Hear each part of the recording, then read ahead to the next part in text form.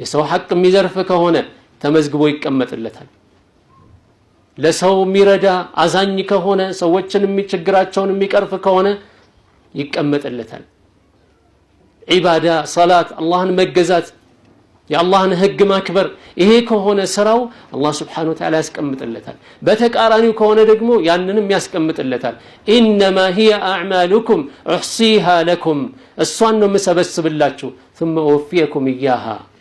ከዛ በኋላ ያንኑ ነው መሰጣችሁ فمن وجد خيرا خير ነገር ካገኘ فليحمد الله አላህን ያመስግን አላህን ያመስግን ሂዳያ የሰጠው ሰው በዒባዳ እንዲ በረታ ያረገው ሰው ቁርአንን ያገራለት ሰው ሱናን ያገራለት ሰው አላህን ያመስግን በዱንያም በአኺራም ተጠቃሚ ነው የሚሆነው فمن وجد خيرا فليحمد الله ومن وجد غير ذلك ከዛ ውጭ ካገኘ ግን ከኸይር ውጭ ካገኘ فلا يلومن الا نفسه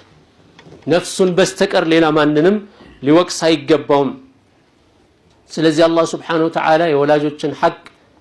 በጣም አጽንኦ ሰጥቶ ያስጠነቀቀን ማለት ነው እንዳንተላለፍ ወላጆችን እንዳናስቀይም የሚያስደስታቸውን ሁሉ ልናረግላቸው በእኛ ላይ ግዴታ አለብን ማለት ነው وصاحبهما في الدنيا معروفا حتى بشرك እንኳን ቢያዙ በሙንከር እንኳን ቢያዙ ያንን አትታዘዝ ተባለ እንጂ ወላጆችህን ድንበር ለፍባቸው ወላጆችህን አስቀይማቸው አስቆጣቸው አላለም በምንም መልኩ ልታስቆጣቸው አይገባም በሽርክ ሲያዙ ሙንከርን ሲያዙ በቢድዓ ሲያዙ ሶላት እንዳሰግድ ሲከለክሉ የዛኔ ነው حتى ሱና ሶላት እንኳን ቢሆን ያንን የሚከለክሉ ከሆነ እሺ ማለት ነው ያለብን ሱና ሶላት በፊት ቅድሚያ የሚሰጠው የወላጆች ሐቅ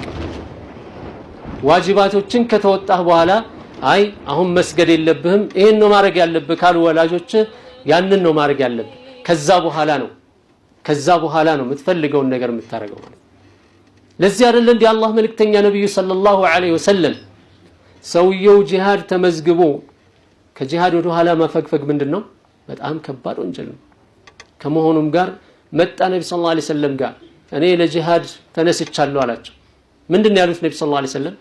አዋሊዳከ ሐይ ወላጆች ህያው ናቸው قال نعم او قال اذهب ففيهما فجاهد ተመለስና በእነሱ ላይ ታገል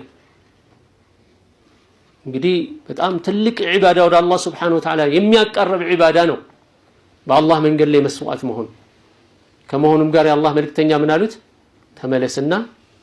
በእነሱ ላይ ታገላሉት ነብዩ ሰለላሁ ዐለይሂ ወሰለም ሌላኛውም እንደዚሁ ምን አለ እኔ ወላጆቼን ጥዬ ስመጣ እያለቀሱብኝ ነው የመጣሁት ምን አሉት ነብዩ ሰለላሁ ዐለይሂ ወሰለም ተመለስ አሉት ሄድና እንዳስለቀስካቸው ሄድና አስቃቸው ሄድና ደስታን ፍጠር በእነሱ ላይ ይሄ ከኛ የሚጠበቀው ማለት ስለዚህ እያንዳንዳችን ደግሞ እናውቃለን ራሳችንን ወላጆቻችን በህይወት ያሉ አቅራቢያችን ያሉ ከኛ ርቀው ያሉ ሁላችንም አህዋላችን የተለያየ ነው ነገር ግን ምንድነው ከነሱ ጋር ያለን ነገር ለአመታት እናቱ ልጄን አንድ ጊዜ ባየሁት ብላ የምታለቅስበት ሰው አለ እሱ ከተማ ገብቷል እናቱ ገጠር ናት አንዴ እስቲ ከሱ ምንም ነገር አትፈልግም ነው ሁሉም ነገር ይቅርብኝና አንድ ጊዜ ባየሁት ታዲያ መቼ ነው እኛም እኮ ተራ ይደርሰናል እናገባለን ልጆች እንወልዳለን